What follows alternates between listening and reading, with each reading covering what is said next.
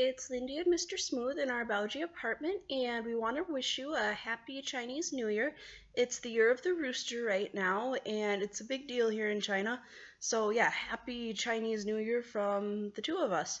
I thought I'd do a story time video tonight about what it's like to get sick in China because I was going to spend a part of Chinese New Year with my Chinese big sister and her family, but I got sick. Nothing serious, just a fever, and I just didn't feel good. And I thought I would talk about how the Chinese people handle it versus how Americans would handle it. So I woke up and I just wasn't feeling good. And I said, I don't feel good. I don't want to eat. Please just let me rest. That was not an option for them. I couldn't just rest. I was drug out and shown every option of food there was, and I kept saying, I'm sorry, I don't feel good, I'm just not hungry, can I please rest? No, you can't just please rest. So I was shown everything, and I said no to everything. They'd give it like 2 minutes, and then they'd show me everything again, and I kept saying, no, please let me rest, I don't feel good, please let me rest. I looked up on my phone how to say it in Chinese, and I showed it to everybody. That didn't work either. So I just kind of sat there at the table while they kept offering me food as I'm trying to keep my eyes open. And finally I got through to them. I'm not exactly sure what I said or what magic number of times I had to say it, but they went to let me rest. And the American definition of rest is lay in a room and like sleep or try to sleep or just lay there and don't move a lot. And I guess you can get up to go to the bathroom if you need something. You can get up. Little kids, typically, if they're sick, I remember when I was little, I would have a little bell that I would ring for my mom to come, and if I didn't ring it, she would just leave me alone. That's not the Chinese way of doing it. The Chinese way of doing it is coming to check on you every probably 45 minutes to half hour and asking, do you want anything to eat? How do you feel? And I'm like, same as I was half an hour ago. No, I don't want anything to eat. And I would say I didn't want anything, and then they would list all the stuff that I had in case I somehow magically forgot. And I was just like, no, please let me rest. Please just leave me alone. And I had a fever. Chinese mom came in and touched my head. Yeah, fa shou. So I guess I was pretty hot. And when you have a fever in China, I guess their thought process is you need to sweat it out. So even though I was burning up, I was just there in like a cami and my underwear. She proceeded to get every blanket within the house and pile them all on me. And I'm like, no, this is not comfortable. And I kept taking them off and she kept putting them on, and I was supposed to just sweat it out. And I was told the reason why this happened was the day before I'd taken a shower, and when I came out into like the main area of the house, my hair wasn't all the way dry, and apparently that made me really sick. And I was like, what? No, I hang out in my house with hair that's not totally dry all the time just because I have thick hair. I have a lot of hair. Like, it's not going to just dry with a towel. And they said another reason why I got sick was the night before we'd gone out and I was just wearing a hooded sweatshirt. And I guess that was not enough clothes for them. And they thought I just got too cold, and that made me sick. What I think actually happened is I teach English to kids.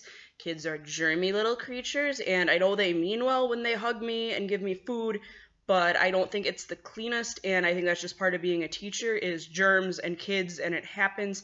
And also, I've been in China for a little less than 2 years, and this is the first time I've gotten sick, so I think that's pretty good. And I'm not sure if this had anything to do with it, but I do have a gluten sensitivity, and they kept trying to give me food with wheat in it, and I kept saying, I can't eat this, I'm sorry, I can't eat this, I'm sorry, I can't eat this, I'm sorry, I'm not gonna die if I eat wheat, but it kind of makes my insides feel not good, and give it about 12 hours, there is going to be an obscene amount of poop, and it's just not pleasant, so I try to not eat it. And I kept hearing, oh, just a little bit of wheat, you will be okay, just a little bit of wheat. Yeah, a little bit of cyanide is still going to kill you. A little bit of wheat is still going to make it like a poopocalypse. So they kept trying to give it to me, and I tried to just kind of like pick around it, but I think I may have eaten something that I shouldn't have. And I'm not saying that's the cause of it, but I'm saying that probably didn't help. So that's the rationale. And then the next couple days, I was not allowed out unless I had like 4 layers of clothes on. And while I'm trying to rest and being bothered, Chinese big brother comes in, and it was kind of cute. He doesn't speak English, but he looked up on his phone and, "We go to hospital." And I'm like, "No, no, I don't need to go to the hospital. I just need to rest. Can you please just leave me alone? Like, I know you're concerned, but please leave me alone." So then "We go to hospital" was added on the on loop track of, "Do you want to eat? This is the food we have. Do you need to go to the hospital?" And I don't think that was them just being dramatic. I've noticed this about Chinese culture is with the kids. There's a little lesson that they do, and the dialogue they learn is, "Let's go out and play." "I can't. My whatever body part you want to put in the blank hurts. Let's go to the hospital." And then whatever your name is. "Yes. What is the trouble?" "My whatever we put in the blank hurts. Get some rest." "Okay." So, yeah, if that's a common dialogue that they need to have, that they can't just figure out how to rest on their own, that they need to go to the doctor and I guess more or less be given permission to rest. Maybe that's why he was pushing me to go to the hospital, but I'm like, no, like, I just need to rest. Rest as in like uninterrupted time in a dark room where I'm either sleeping or just laying there not doing anything.